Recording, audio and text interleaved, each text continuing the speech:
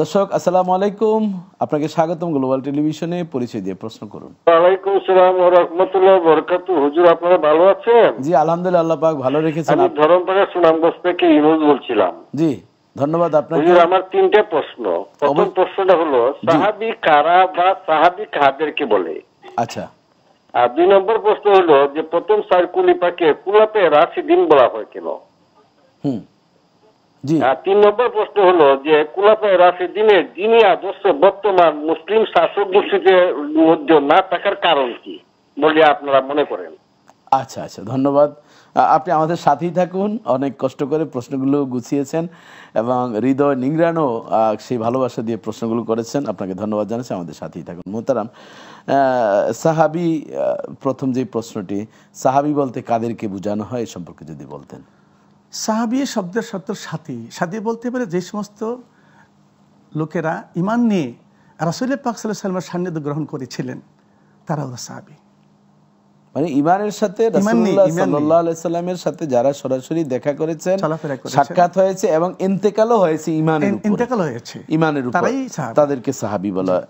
আর দ্বিতীয় উনি প্রশ্ন করেছেন যে এই 4 জনকে খলিফা, যেমন আবু বকর রাদিয়াল্লাহু তাআলা আনহু এবং ওমর রাদিয়াল্লাহু তাআলা আনহু, ওসমান রাদিয়াল্লাহু তাআলা আনহু, আলী রাদিয়াল্লাহু তাআলা আনহু, এই 4 জনকেই খোলাফায়ে রাশিদিন বলা হয়। এর বাইরে আর অন্য কাউকে খলিফা কেন বলা না হয় এ সম্পর্কে যদি বলতেন। আমরা এই বিষয় সম্পর্কে যতটুকু আমরা জানি যে রাসূলুল্লাহ সাল্লাল্লাহু আলাইহি সাল্লাম এই 4 জনকে খেলাফতের বিষয় রাসূলুল্লাহ সাল্লাল্লাহু আলাইহি ওয়াসাল্লামের পক্ষ থেকেই কিন্তু নির্ধারিত ছিল। জি মোহতারাম, আমরা ওই আগের কথা থেকে শুরু করি। 4 খলিফা, এটি আসলে ইসলামী শরীয়তে তো যে খেলাফতের যে বিধানটা ছিল, একটা হচ্ছে আবু বকর রাদিয়াল্লাহু তাআলা আনহুকে মজলিস শুরার মাধ্যমে নির্ধারণ করা হয়েছে। এরপরে পরবর্তীতে গণতান্ত্রিকভাবে আবু বকরকে নির্ধারণ করা হয়েছে এবং মজলিস শুরার 6 জন সদস্য নিয়ে ওমর রাদিয়াল্লাহু তাআলাকে নির্ধারণ করা হয়েছে। ওসমান রাদিয়াল্লাহু তাআলাকে সেইভাবে মজলিস শুরার মাধ্যমে এবং আলী রাদিয়াল্লাহু তাআলা আনহুকে। আমরা ইতিহাস থেকে, যেহেতু এটা ঐতিহাসিক প্রশ্ন, তারপরে ভাই বলছেন আমরা যতটুকু সম্ভব আমরা ততটুকু বলবো। 4 খলিফার এই খেলাফতের বিধানটা আলী রাদিয়াল্লাহু তাআলা আনহু পর্যন্তই ছিল। এরপরে মুয়াবিয়া রাদিয়াল্লাহু তাআলা যখন আসলেন, বা হাসান রাদিয়াল্লাহু তাআলা আনহু, হুসাইন রাদিয়াল্লাহু তাআলা আনহু, এরপরে আলী রাদিয়াল্লাহু তাআলার জামানা থেকেই দ্বন্দ্ব শুরু হয়ে গেল। এই দ্বন্দ্বের কারণে পরবর্তীতে এই খেলাফতের যে পদ্ধতিটা ছিল সেটিকে প্রতিবন্ধক হয়ে গেল। কারণ খেলাফতের বিষয় নিয়ে তখন দ্বিধাদ্বন্দ্বের কারণে কে হবেন, দেখা যায় মুয়াবিয়া রাদিয়াল্লাহু তাআলা তার ছেলে ইয়াজিদকে দিলেন, এটি অন্যান্য হুসাইন রাদিয়াল্লাহু তাআলা সহে এবং আবু বকর রাদিয়াল্লাহু তাআলার সন্তান আব্দুর রহমান এবং ওমর রাদিয়াল্লাহু তাআলার ছেলে আব্দুল্লাহ ইবনে ওমর রাদিয়াল্লাহু তাআলা আনহু, এরা কিন্তু মেনে নিচ্ছিলেন না। এই মেনে না নেওয়ার কারণে খেলাফতের ওই দায়িত্বটা অতটুকু পর্যন্ত চলে গিয়েছিল। এবং এই ভাই আরেকটি প্রশ্ন করেছেন যে তখন খেলাফতের যে পদ্ধতিটা ছিল, যেই শাসন ব্যবস্থা ছিল, এখন কেন নেই? আপনি এটাকে কিভাবে মূল্যায়ন করবেন? সাহাবায়ে কেরামরা তো রাসূল সাল্লাল্লাহু আলাইহি ওয়াসাল্লামের ডাইরেক্ট তারা আলো পেয়েছেন, ইলম পেয়েছেন, আর এখন দিন দিন তো সেটা নিচের দিকেই যাচ্ছে।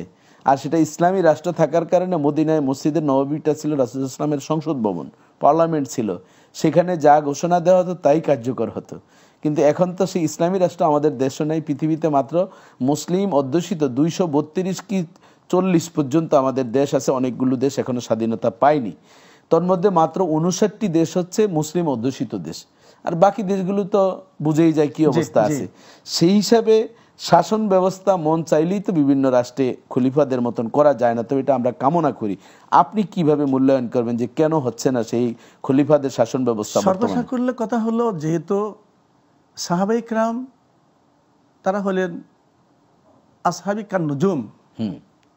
রাসূল পাক সাল্লাল্লাহু আলাইহি ওয়াসাল্লাম বলেছেন, আমার সাহাবী যারা তারা হলেন তারকারাজির মতো, তো তাদের অনুসরণ করলে আমরা হেদায়েত প্রাপ্ত হব। বিআইহিম ইকতাদাইতুম ইহতাদাইতুম, অনুসরণ করলেই রব্বুল আলামিন হেদায়েত আমরা পেয়ে যাব। তো তাদের যেই প্রশাসন ছিল, রাষ্ট্রীয় পদ্ধতি ছিল, টোটালি ছিল কোরআন হাদিস মোতাবেক।